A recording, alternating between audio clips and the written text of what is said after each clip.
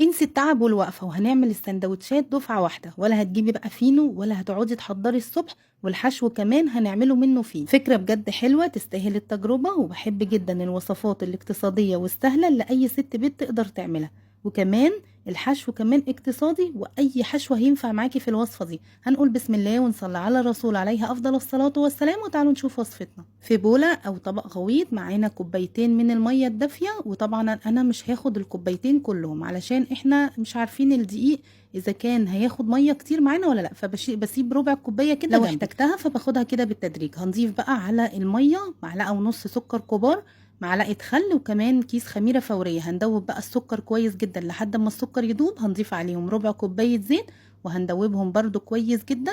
بعد كده هنضيف على الخليط السائل 6 كوبايات من الدقيق المنخول، وطبعا هنوحد المضج اللي احنا هنشتغل بيه. معانا كمان معلقة صغيرة من البيكنج باودر، ونص معلقة ملح، معلقتين كبار من اللبن البودر، وده اختياري، لو مش متوفر عندك خلاص ما تضيفوهوش، بس هو بيدي نتيجة حلوة للمعجنات. معانا كمان بيضاية، هناخد البياض بتاعها بس وهنسيب الصفار.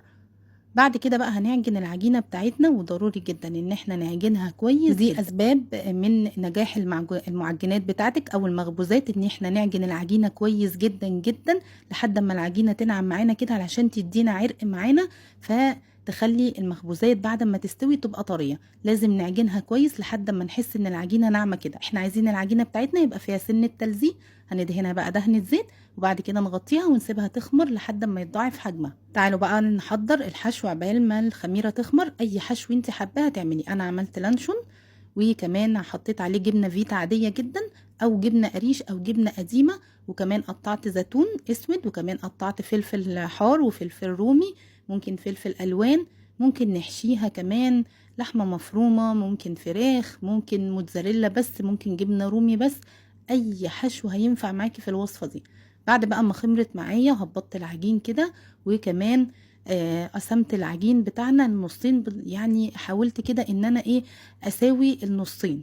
بعد كده سبتها كده تريح بس ثانية او حوالي دقيقة بس كده، ودهنت الصاج، والصاج بتاعي 30 في 40، دهنته سمنة. وبعد كده فردت اول كورة معانا، وهضيف بقى الحشو بتاعنا.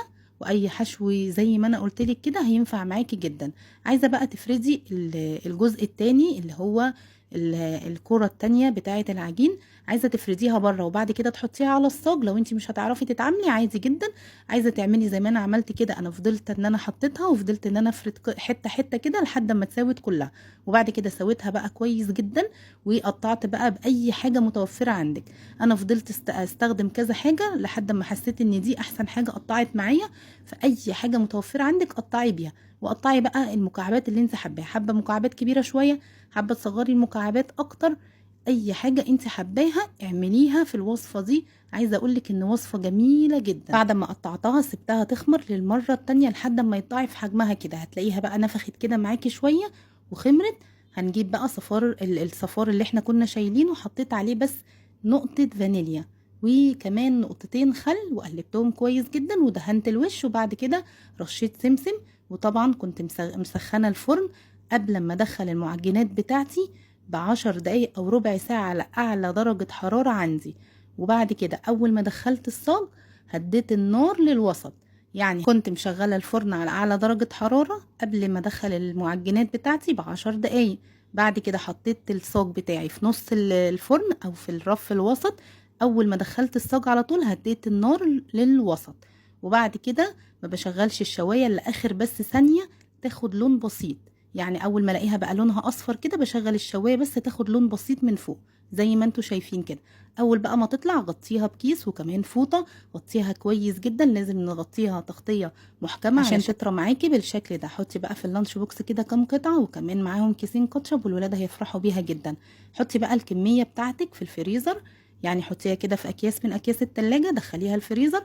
ممكن الصبح اول ما تصحي كده تطلعي الكيس تحطيه على الرخامه هيفك معاكي على طول، وحطيها في اللانش بوكس. جربوها تعجبكم. صحتين والف هنا. ولو وصلتوا لحد هنا في الفيديو فقولوا لي بتتابعوني من انهي بلد، وما تنسوش اللايك والمتابعه لو عجبكم الفيديو.